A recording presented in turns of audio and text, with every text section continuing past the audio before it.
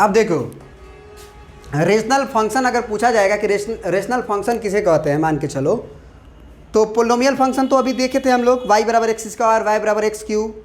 Polynomial समझते हैं ना, पोलिनोमियल इन एक्स।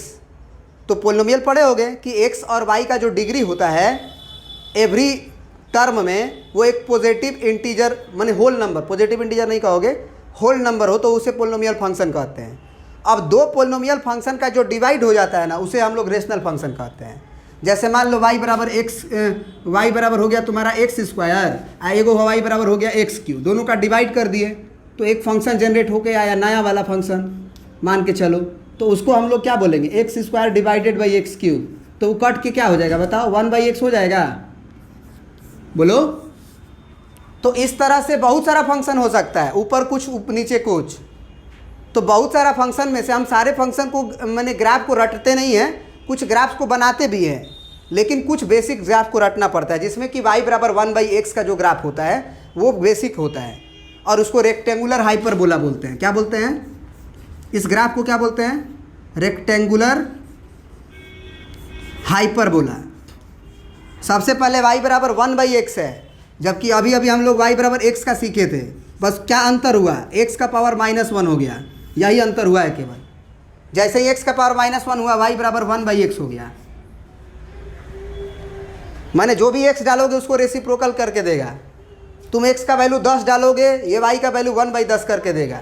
माने ये एक ऐसा मशीन है जो उसको 10 से डिवाइड कर रहा है, कोई भी नंबर को 10 से डिवाइड कर। जैसे जब तुम 20 डालोगे उसको रेसिप्रोकल करके देगा, 1/20 करके देगा। अब 1/20 तो बहुत कम नंबर होता है, तो ग्राफ को बनाने से अच्छा, मतलब सीखने से अच्छा है कि आप रट्टा मार लो। बार बार बोल रहे हैं, बनाने में ज़्यादा दिमाग नहीं लगाना है, सीख गए एक बार, उसको रट्टा मार लो, उससे काम चल जाता है। ये होता है ग्राफ इसका ऐसे, ये जो है इधर की ओर बढ़ता जाएगा y के तरफ, लेकिन y को कभी छुएगा नहीं, y को कभी छुएगा नहीं, वो इन्फिनिटी के तरफ जाता हुआ जाएगा, ठीक है ना। और ये भी x को कभी छुएगा नहीं, x को इंटरसेक्ट नहीं करेगा, बल्कि x को छूता हुआ प्रतीत होगा। ऐसा लगेगा कि जब हम इन्फिनिटी पे पहुंच जाएंगे, इन्फिनिटी का मतलब बहुत बहुत बहुत बहुत बहुत दूर जब पहुंच जाएंगे तब वहाँ छुएगा। तो आप जितना भी दूर पहुंच जाओगे, तुमसे अभी बहुत दूर बाकी रहेगा। तो यानी कि आप ये कह सकते हो कि कभी ग्राफ छुएगा नहीं। बात समझ गए? आप कितना भी दूर पहुंच जाओगे, क्या उससे और भी दूर होगा कि नहीं होगा?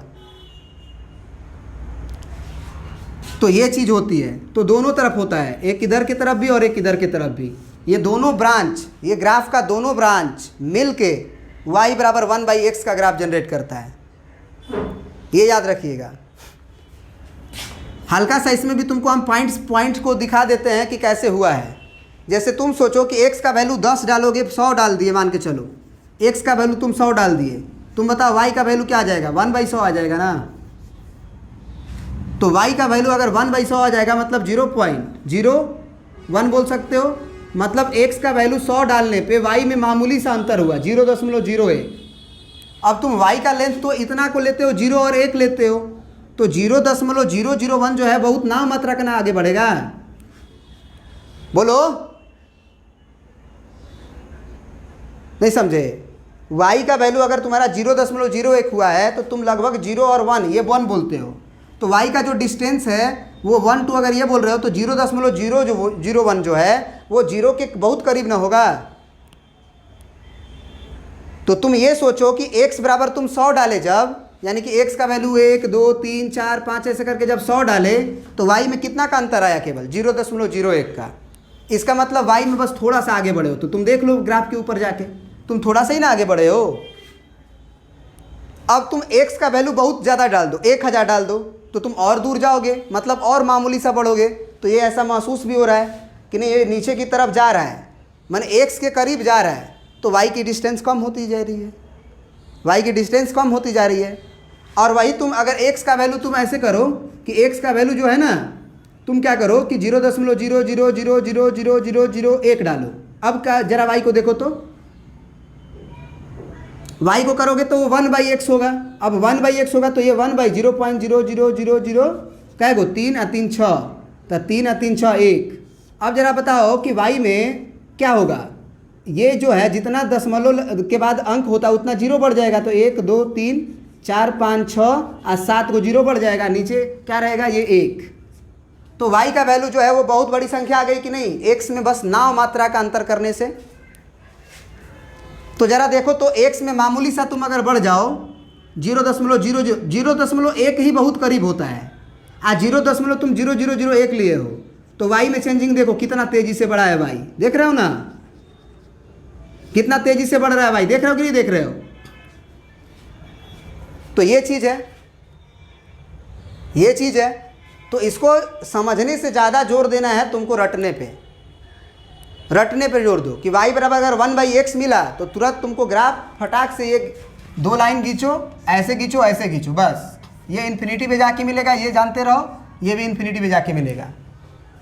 तो ये भी प्रिंट कर लीजिए। चलिए, ये है आपका मॉडुलस फंक्शन का ग्राफ, ठीक है ना। ये बेसिक ग्राफ है सब, इसकी मदद से हम लोग बहुत सारे ग्राफ बनाएंगे, लेकिन इतना मालूम रहेगा तभी वो अगला बन पाएगा। तो y बराबर मॉडुलस ऑफ x का पहले मतलब क्या होता है उसको भी समझ लो, ताकि एक आइडिया लग जाए कि नहीं y बराबर मॉड x का ग्राफ कैसे होता है। देखो, मॉडुलस ये बोलता है कि हमारे अंदर आप कुछ भी रखो, मन है रख लो, नेगेटिव पॉजिटिव सब रख लो, लेकिन हम ऐसे मशीन हैं जो उसे पॉजिटिव करके बाहर देंगे। कोई भी फंक्शन क्या होता है, मशीन होता है। उस मशीन का एक फंक्शन है कि जैसा उसको इनपुट दोगे वैसा आउटपुट देगा, है ना, जैसा इनपुट दोगे वैसा आउटपुट देगा वो। इसका मतलब अगर आप, ये ऐसा मशीन है, मतलब मॉडुलस फंक्शन जो है उस मशीन की क्या खासियत है कि आप x का वैल्यू नेगेटिव डालो, पॉजिटिव डालो, कुछ भी डालो, वो उसे क्या करेगा, नॉन नेगेटिव बना के देगा, माने उसे नेगेटिव नहीं रहने देगा, यही खासियत है।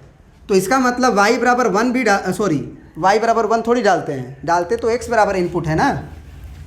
तो अगर हम बोले कि x बराबर अगर आप 1 डालोगे तो भी वो y 1 ही देगा, और x के जगह पे आप -1 डाल दे रहे हो तो भी वो y 1 ही देगा।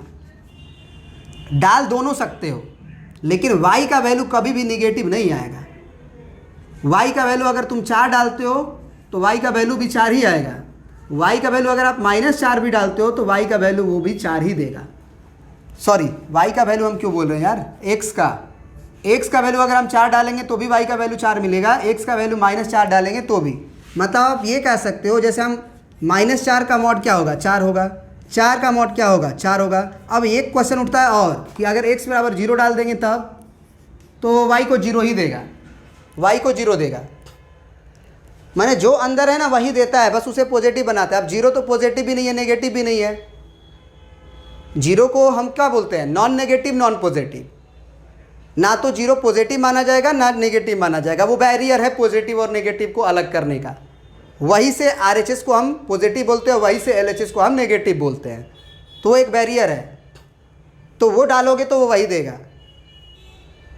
तो मॉडुलस फंक्शन का डिटेल वीडियो बना हुआ है, मॉडुलस फंक्शन बहुत अच्छे से पढ़ाए हुए हैं और बहुत IT लेवल तक ले गए हैं, +2 से लेकर IT लेवल तक ले गए हैं, ठीक है ना। वो क्लास 12th के लिए भी ज़रूरी है और उसके लिए भी ज़रूरी है, तो उसके वीडियोस को भी आप जाके देखो।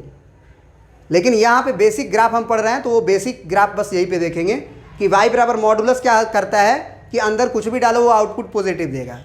फॉर एग्जांपल, अब हम बोले कि ये पॉइंट्स क्या क्या है, तो 1,1 भी आया। हम दूसरा पॉइंट बोले तो -1, भी 1 ही आया। x बराबर 4 बोले तो 4 आया। x बराबर -4 बोले तो भी y 4 ही मिला। x बराबर हम 0 डाले y 0 मिला।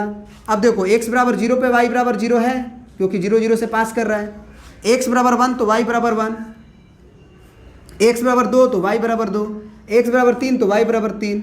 अब x बराबर -1 तो भी y 1 ही, तो y 1 ऊपर ही होता है। फिर x बराबर -2 y बराबर 2, x बराबर -3 y बराबर 3। मतलब y तो पॉजिटिव ही है, क्योंकि आपका वो ऊपर ही है, नीचे थोड़ी चला गया। x एक्सिस से ऊपर है, और x एक्सिस से ऊपर जो y होता है उसे हम पॉजिटिव कहते हैं, तो ये जो है y बराबर मॉड x का ग्राफ है। इसी के मदद से जब बेसिक ग्राफ हमको पता रहेगा तो y बराबर x -4 के मॉड का भी ग्राफ बनाने सीखेंगे। y बराबर 2x - 3 का मॉड भी रहेगा, उसका भी ग्राफ बनाने सीखेंगे। मतलब बहुत सारा चीज़ का ग्राफ हम बनाने सीख जाएंगे अगर ये बेसिक ग्राफ मालूम रहेगा। इसीलिए रटने की ज़रूरत है, रादर देन कि आप इसे समझो। बस हल्का सा समझ लो कि क्यों हुआ, बस उसके बाद रट्टा मार लो कि भैया वी शेप होता है ओरिजिन से निकल के, वी शेप। बस नेक्स्ट देखते हैं, प्रिंट करिए। अब देखिए जो सिग्नम फंक्शन है हमारा वो कुछ ऐसा है कि अगर आप x का वैल्यू पॉजिटिव डालोगे तो वो y को 1 करेगा, x का वैल्यू 0 है तो y का वैल्यू 0 कर देगा, और x का वैल्यू कोई भी निगेटिव वैल्यू डालोगे आप तो वो -1 करेगा। अब एक बच्चे ने पूछा हमसे, मान लो एक क्लास में, कि सर ऐसा कैसे हो सकता है कि हम x का वैल्यू नेगेटिव डालें, कुछ भी डालें, -10 -50 -100, तो y का वैल्यू -1 ही कैसे देगा? हम अलग अलग डाल रहे हैं।